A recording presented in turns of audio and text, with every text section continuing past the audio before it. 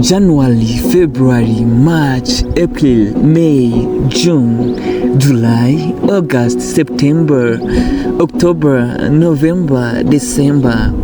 Turi kumwe n'Imana tuzagera kure. Evariste Eva TV.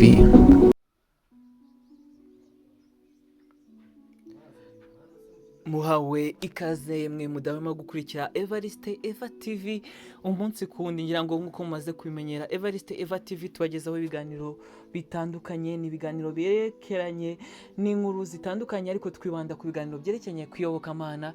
Uyu munsi rero twabazaniye inkuru nk'ibisanzwe iraza gukurikirana n'andi masomo atandukanye y'ubuzima yabafasha mu buzima bwa buri munsi ndetse no mu buzima bwa gikristo muri rusange. Muze kuryoherwa n'iyi nkuru y'uyu munsi. Dutangirana n'umugabo mu bigaragara nishimye, afite umubabaro udasanzwe mu maso, kandi mu bigaragara asa nk'uwasizwe ku kirwa wenyine. N'umugabo ubona ababaye cyane. Rero iteka ryose yajyaga asenga asaba Imana ngo imwohereze nibura umuntu wamugeraho akamukura muri ubwo bwigunge, kandi akamukura kuri icyo kirwa wenyine, kuko cyari hagati y'inyanja, nta hantu na hamwe yagombaga kunyura, kuko yari kujya mu mazi se inyamaswa zari kumurya. Urumva nta yandi mahitamo yari afite. Rero twavuga ko kubw'amahirwe atari make nigeze abona umuntu n'umwe uza kuhamukura.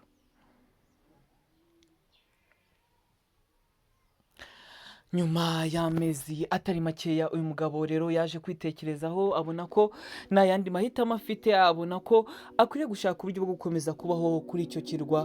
Nubwo byari bimugoye gufata umwanzuro, ariko yaje gufata umwanzuro umukomereye ariko wari mwiza kuri we. Rero muri icyo gihe yatangiye kwegeranya ibyari hafi aho ngaho, ndavuga ibiti ndetse n'ibindi bintu bitandukanye byari muri icyo kirwa. Rero nyuma y'igihe kitari gitoya kandi kitari na kirekire, yaje kuza inzu yo kubamo, yaje kubona aho yaba ahengetse umusaya we.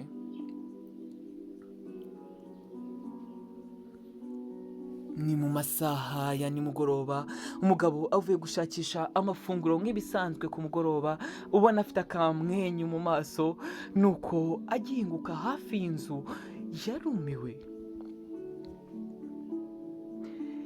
Yabonye inzu ye irimo gushya bitewe n'inkwi ngo yari yasize hafi y'iziko zakongeje inzu yose, ndetse n'ibyo yari amaze kwigezaho byose byahiriye muri iyo nzu.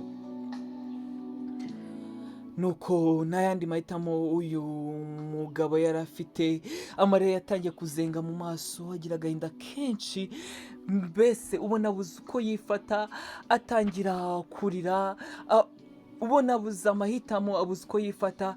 Ariko uwo mugabo ubona kwihangana biranze, atangira kwivovotera Imana ndetse yitotomba cyane ati, Imana ni gute ibi bingeraho? Nagusenze buri munsi nsaba ko wakohereje waza kuntabara, nta muntu n'umwe wangezeho. Ni kenshi nagusabye ntiwansubije, none naduke Mana nari maze kwigezaho utugabije umuriro.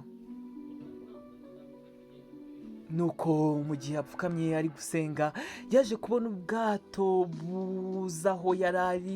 Aratungurwa cyane kuko byari bimaze igihe atabona abantu kandi bamugeraho.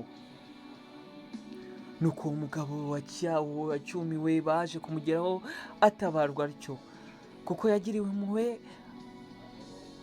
agakurwa kuri icyo kirwa.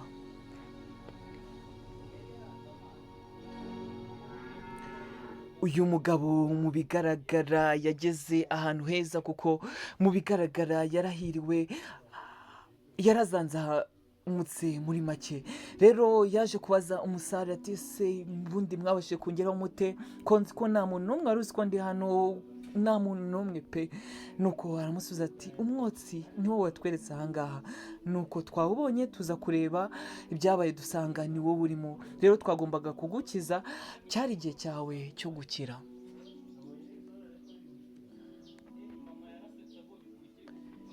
Twakuze batubwira ngo ahari umwotsi haba hari icyizere cy'uko abantu bari burye. Yego nibyo, akenshi niko byagombaga kuba bimeze.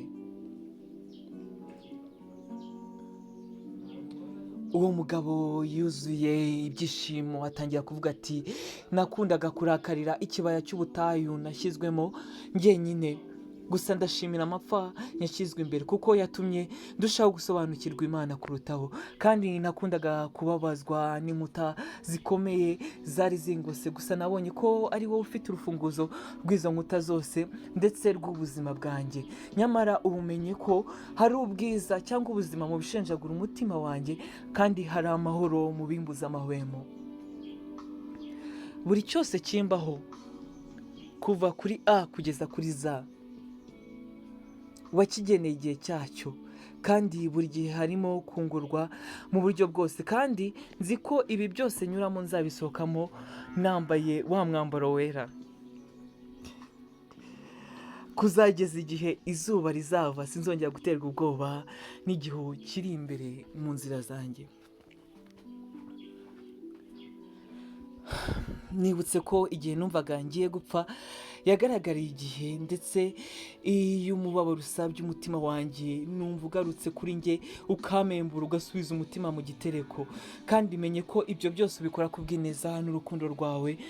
Kumera neza kwanjye nibyo biba biri imbere mu byo unkorera byose, kuko n'ubwo biriya byagabijwe umubiri, ariko ubugingo nta burenganzira na buto byahawe bwo kugira icyo bubutwara. Nibutse nkiri muto iyo ababyeyi bankoreraga ibintu bimwe na rimwe nabonaga ko barimo kutanyifuriza ibyiza, gusa nabonye ko yashakaga ko mvamo umuntu w'umumaro. Ndavuga wa mubyeyi wankoreraga biriya, kandi iyo nakosaga yaranyahaga nkumva umutima wanjye ntunejejwe nabyo pe. Gusa aho nakuriye nabonye ko ibyo byose yabikoraga kubw'urukundo rwuzuye umutima. N'Uwiteka rero niko agira, niko acyaha abakunda, nk'uko umubyeyi acyaha umwana we yishimira. Erega byose bikora kubw'urukundo n'ineza byayo. Nshuti yanjye, uyu munsi inzira unyuramo wigendamo gusa urangaye, ahubwo iga kuko hari icyo ishaka kukwigisha, hari amasomo ishaka kuguhereza, kandi mwijeje ko ayo ngayo uzayakoresha. Nibyo harimo amahwa, harimo imifatangwe, ndavuga mu nzira uri gucamo, gusa ibyo byose ni ugerageza kwizera kwawe. Niwitegereza, itegereze neza, ku iherezo ry'iyo nzira hari ibyiza bigutegereje. Byose ibikora kubw'ineza n'urukundo rwayo. Naragenzuye mbona mu rugendo rwo gutwita k'umubyeyi ahura na byinshi byinshi, kuko imitekerereze ye, imikorere y'umubiri we ndetse imyifatire ye, ibyo byose birahinduka.